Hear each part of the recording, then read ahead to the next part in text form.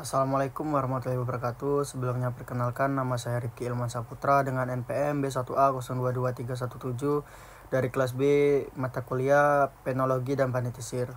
Di sini saya akan menjelaskan perbedaan dalam 3 bentuk dalam penanganan tindak pidana. Yang pertama ada restitutif, yang kedua ada retributif, dan yang ketiga ada restoratif. Yang pertama restitutif. Restitutif ini adalah salah satu prinsip dalam keadilan restoratif yang bertujuan untuk penyembuhan, pembelajaran moral, dan tanggung jawab. Restitutif ini menggunakan prinsip keadilan yang menekankan pada ganti rugi, yang mana dalam konteks hukum dapat diartikan sebagai upaya untuk menekankan keadilan pada ganti rugi kepada korban oleh pelaku atas kerugian yang ditimbulkan akibat tindak pidananya.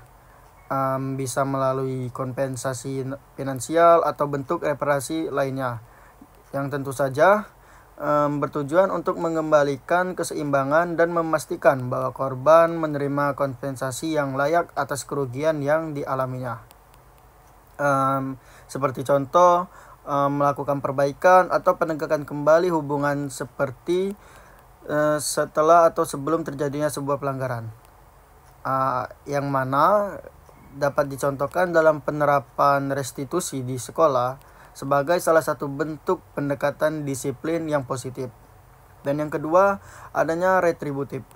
Pendekatan retributif ini adalah teori keadilan yang berpendapat bahwa pelaku kejahatan harus dihukum sesuai dengan kejahatannya. Pendekatan retributif ini berfokus untuk memberikan hukuman kepada pelaku sebagai bentuk pembalasan atas kejahatan yang dilakukannya.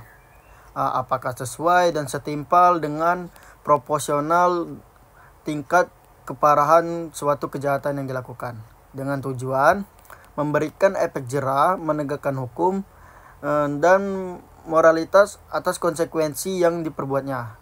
Seperti contohnya adalah hukuman mati apabila pelaku melakukan pembunuhan, dan denda yang sama untuk pelanggaran yang sama tanpa mempertimbangkan adanya status, kekayaan, baik dalam pelaku ataupun korban. Dan yang ketiga, adanya restoratif. Restoratif ini adalah pendekatan dalam penyelesaian perkara pidana yang berfokus pada pemulihan, yang dimana konsep ini bisa melibatkan korban, pelaku, keluarga, dan masyarakat untuk mencari penyelesaian yang adil, yang membutuhkan dialog dan mediasi untuk mencapai kesepakatan yang saling menguntungkan. Tentu saja tujuan dari restoratif ini adalah memberikan kepuasan kepada semua pihak yang terkait, serta mencegah terulangnya kejahatan yang bakal terjadi ke depannya.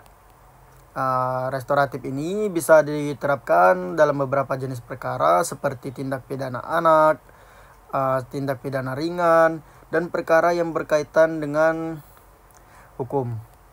Seperti contoh dalam kasus sebuah pencurian, apabila ketahuan bisa melakukan mediasi antara pelaku dan korban untuk membahas dampak dari tindakan dan mencari solusi yang dapat diterima oleh kedua belah pihak.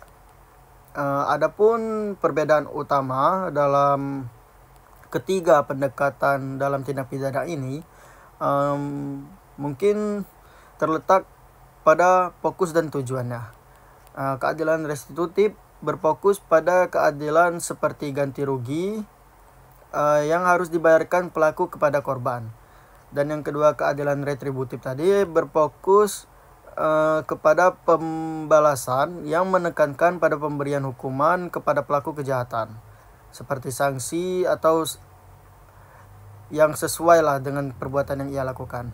Dan yang terakhir, keadilan restoratif tadi, ia berfokus pada perbaikan atau kerusakan yang dilakukan oleh pelaku dengan bisa memulihkannya melalui tahapan mediasi, yang mana bisa menekankan pada pelaku, korban, dan pihak yang terkait. Mungkin itu saja yang bisa saya sampaikan. Saya akhiri. Wassalamualaikum warahmatullahi wabarakatuh.